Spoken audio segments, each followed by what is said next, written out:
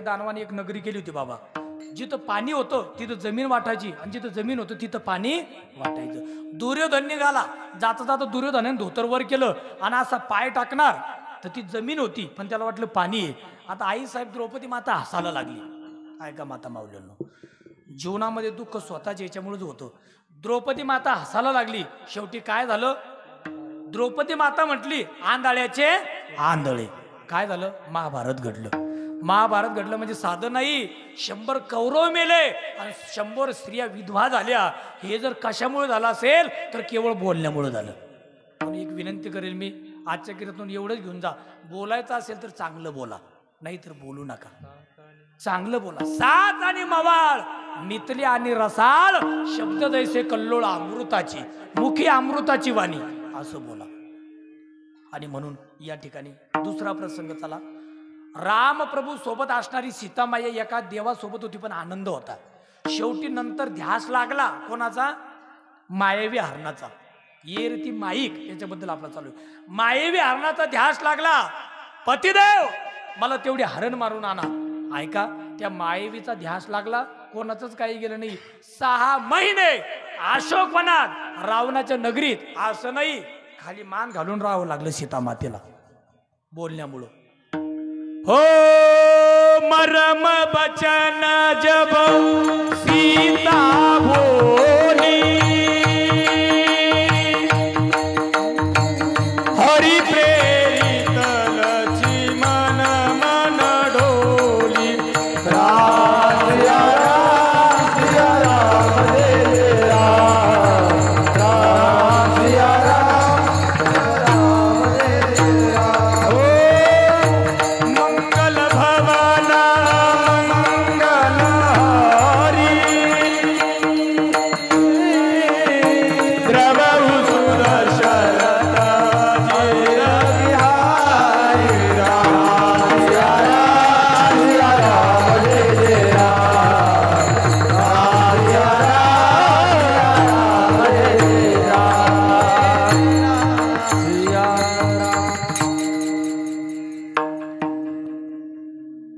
मरम बचन जब सीता बोली. काय म्हणतात तुलसीदास महाप्रभू, मर्म भेदक बोलताना कोणाच्या वर्मावर घाव लागेल असं बोलू नका. काही की माणसाला सवयच लागती, हा बरं चाललं वाटतं तुमचं जरा गाता. अरे बाबा मेहनत करतात काही माणसं. काही माणसं जर चांगलं चाललं ना, लोक म्हणजे वा त्याला सापडलं की एवढं वर ठेवलं जुन्या लोकांना सापडाला किती खांदा सापडत नाही. त्याची मेहनत, त्याचं समर्पण. एखादा मुलगा नोकरी लागला, लोक म्हणजे जमलं त्याचं, त्याला विचार अभ्यास किती केला. संध्याकाळी तुम्ही निवांत झोपतात, पोरं रोडनं पळतात. आपण 12-12, 2-2 वाजता ऑनलाईन राहतो. अभ्यास करा तेव्हा काहीतरी भेटतं. तो काळ गेला. आता लोक म्हणतात आमच्या गावातला पोरग फक्त मुंबईला गेला कपड्यावर. कशावर गेला, कपड्यावर. आणि 3 मजली बिल्डिंग बांधली मुंबईला. आता तसं नाही, 3 मजली बिल्डिंग गावात विकन आणि कपड्यावर मुंबई घरी येईल. एवढा खर्च आहे. एका एका घरात 10-10 किलो मोबाईलच आहे. बरं हा वर्ग एवढा हुशार आहे बाबा. नेमका माणूस उंडणगाव गोळेगावला गेला की हळूच म्हणतात, माय त्याच्यातलं संपलं टाका, त्याच्यातलं संपलं टाका. आणि आपण म्हणा कशाला टाका, तुम्हाला कधी मध्ये फोन करायला, आणि आपल्याला फोन तावाच येतो महिन्यात संपलं की ओ माय टाका. तोपर्यंत फोन येत नाही. लय हुशार आहे काम. एकाचे जर महिन्याला 5-5 हजार रुपये टाकले, घरात 4-4, 5-5 मोबाईल आहे, किती खर्च लागतो. जेवढा किराणा महिन्याचा वर्षाचा महिन्याचा व्हायचा तेवढा महिन्याला मोबाईलला खर्च लागू लागला. विठ्ठल विठ्ठल.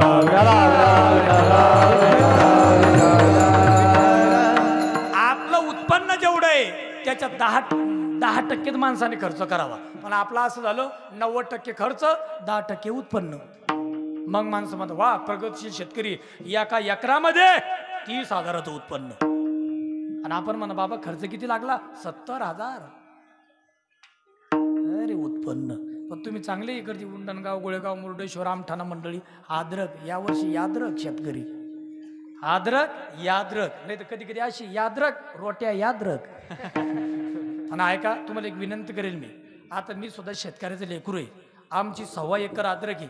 परवाला गोळेगावला आणली तर नुसते 50 क्विंटलचे 5.5 लाख घेऊन आलं पोरग घरी. मी म्हणलो रे बाबा 5.5 लाख, फक्त 50च दिली, अजून 100 एक निघत. म्हणजे बघा नाहीतर 1 वर्ष असा होता मागचा, बांधाला लावा लागली होती. 1 वर्ष मिरच्या फुकट द्यावा लागल्या. 1 वर्ष 40-50 हजार रुपये भाव सापडला वाळी मिरच्याला. 1 वर्ष कांद्याचं बी 3,000 फुकट कोणी घेतलं होतं क्विंटल. 1 वर्ष 2.5 ते 3 लाख रुपये क्विंटल घेतलं. पण ऐका, शेतकरी राजा हा मेहनत करतो पण टिकून ठेवत नाही. एक जण ज्याच्यावर पडलं तर त्याच्यावरच पडतात आपण. म्हणून शेतीमध्ये उत्पन्न नाही असं नाही, फक्त काम करावं लागतो. विठ्ठल विठ्ठल.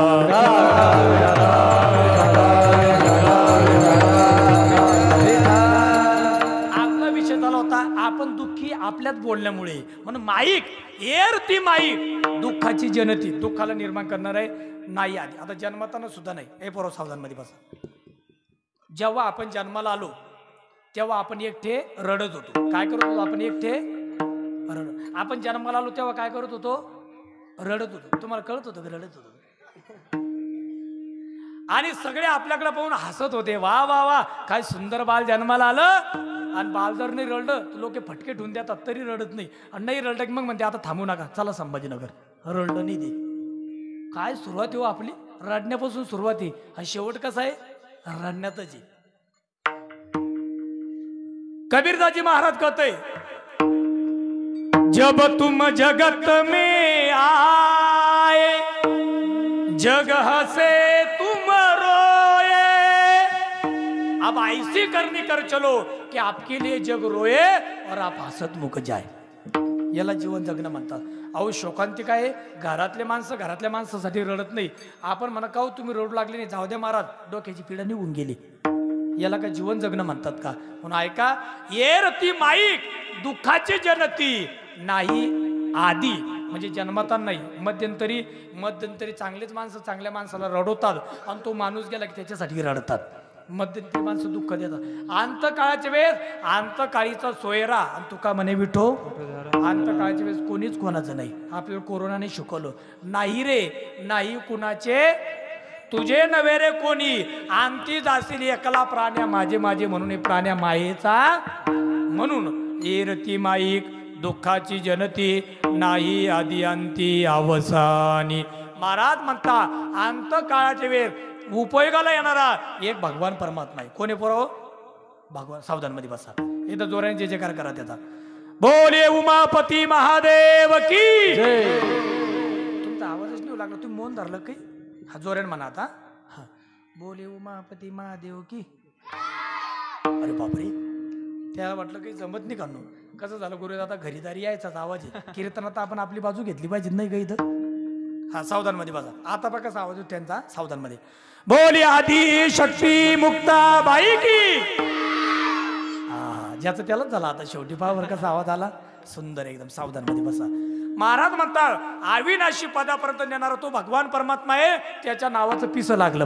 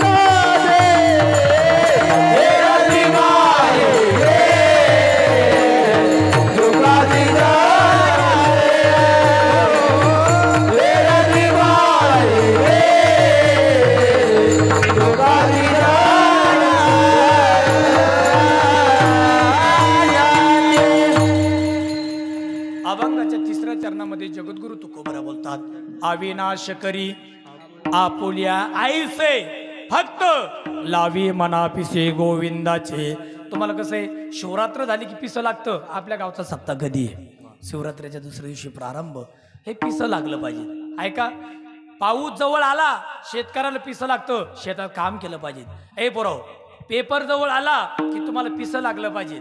मोबाईल खेळायचं, कशाचं? अभ्यासाचं. कशाचं? दररोज अभ्यास करायचा. काय करायचं? मोबाईल कोणी खेळायचा, खेळल्याशिवाय राहायचं हा नाही, हे चांगलं पाठ आहे तुमचं. यांनी जर तुम्हाला मोबाईल मागितला तर माझा मोबाईल नंबर घ्या, मला फोन करा, मग सांगतो मी द्यायला. कोणी मोबाईल खेळायचा नाही तर मोबाईल उचलला की लुडो,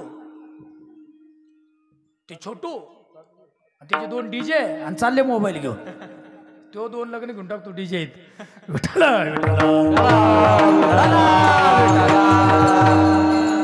मोबाईल पायाचा, सावधानमध्ये बसा. अविनाश आपल्याला पिसं लागलं पाहिजे. शाळेतले मुलं आहे अभ्यासाचं, उद्योग आहे उद्योगाचं, शेती आहे शेतीचं, भारत मातेच्या रक्षणासाठी आहे. खरं तर जय जवान जय किसान. खरं तर आपण भाग्यवान आहे, ते भारत मातेचं रक्षण तिकडं करतात म्हणून आपण इथं आनंदाचा श्वास घेतो. धन्य माता पिता यायची. म्हणून ज्याला पिसं लागलं, आता हे तुम्हाला असं वाटतं मृदंग गायन हे पिसं लागावं लागतं, बोल बसावं लागतात आणि मग कुठंतरी ते गुण साध्य होतो. पिसं लागल्याशिवाय काहीच नाही. आता काळ फार भयंकर आहे, म्हणून ज्याला फक्त एकच आहे, निर्व्यसनीपणाने जीवन जागा आणि आपण ज्या क्षेत्रात आहे त्या क्षेत्राचं पिसं लागलं पाहिजे. म्हणून महाराज म्हणतात, आता मी पहा बरं का, जवळजवळ 1.5 ते 4 पर्यंत एक काल्याचं कीर्तन केलं सुरंगळीला आमच्या देहजवळ. परंतु ते या जोशमध्ये आता असं वाटू लागलं का तरी आता कीर्तन झाल्यानंतर भोजन आहे, आज उगणी भोजन, आता पहिलं भजन होतं. पण पिसं लागलं पाहिजे. आम्हाला शिकवणच आहे, काम करताना हलगर्जी करायची नाही, कंबर कसून, म्हणून कंबर आहे. वडील कसे म्हणते पोराला, ए पोराव ए शाळेत चालले ना अभ्यास करा, शेतात चालले ना कंबर कसून काम करा.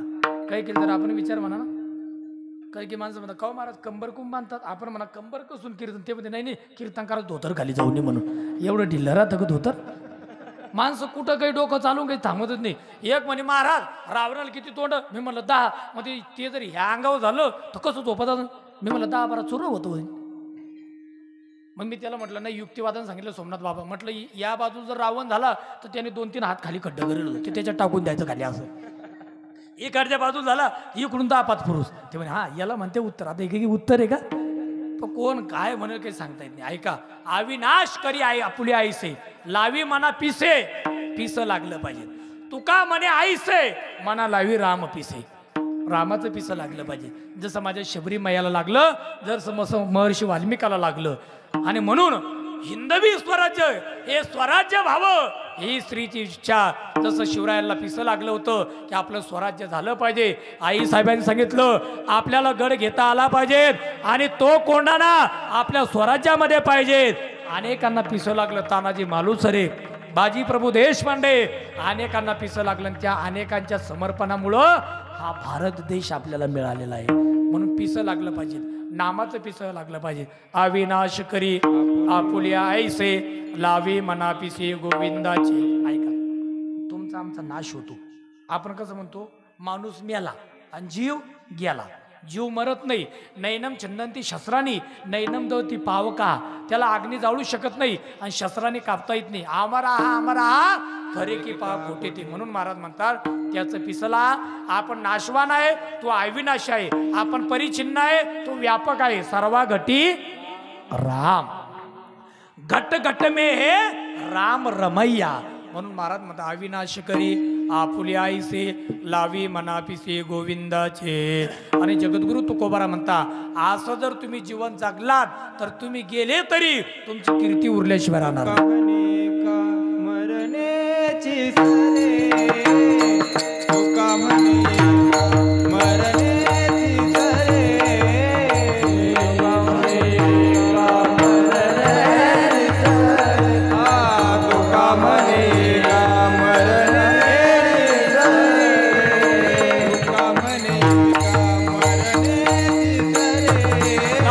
सर्वांनी जय हो. तुका मरे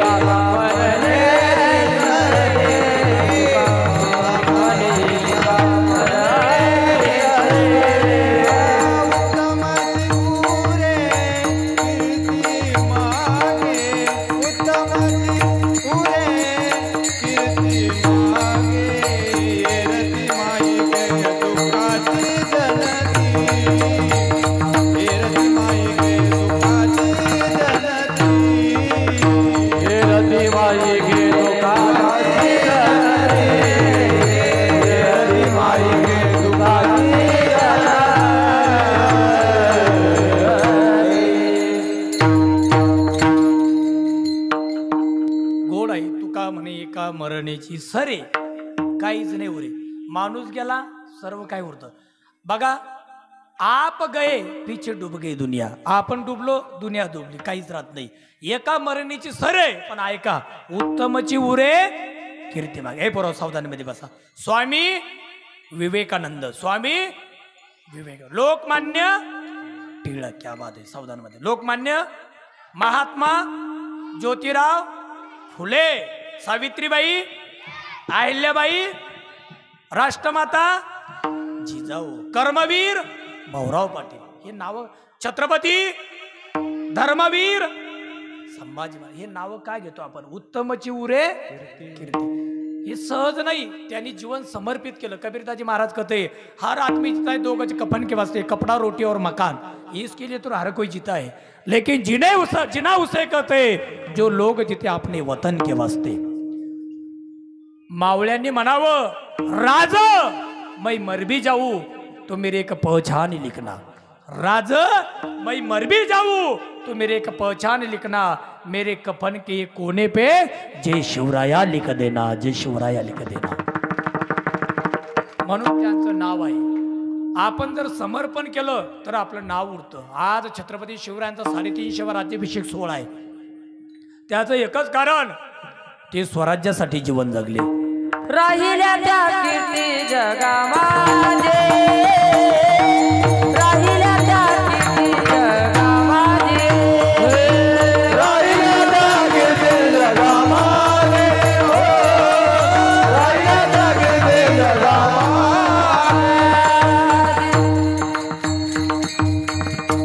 गेले दिगंबर ईश्वर विभूती, राहिल्या त्या कीर्ती जगामाजी. मरावे परी कीर्ती रूपी उरावे. कबीरदाजी महाराज कहते, सूरत से कीरत बड़ी बिन पंख उड़ जाए. अरे सुरती तो जाती मगर किरत कभी न जाए. आपली जी चकाकी, आपलं जे तेज आहे. माणूस बघा तारुण्यामध्ये मी किती सुंदर, मी किती सुंदर, आणि म्हातारा झाल्यावर काहीच नाही. आहे का? आपलं तेज जाणार आहे. नाही आपण म्हातारा झालो तर काळाची भीती, रुपे जरायात भयम आणि काया कुर्तांतात भयम, पण आपण केलेलं कार्य अमर उरतं. आज पावर एवढं मोठं सुंदर मंदिर आहे. ज्यांनी ज्यांनी समर्पण केलं ते माणसं गेले तरी अमर कार्य राहतं. भगवंताचं कार्य हे अमर राहत असतं. म्हणून ऐका, थोडा परमार्थ करा, थोडा परमार्थात वेळ द्या. सुंदर शिवमहापुराण आहे त्याचं चिंतन करा आणि कीर्तनाला भरगच्च संख्येने या. एवढे मोठे गुणीजन आहे, त्याचा आनंद घ्या. सडळ हाताने मदत करा.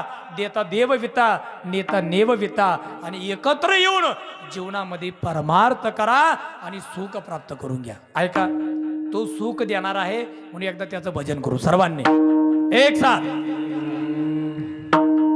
विडोबा रखुमाई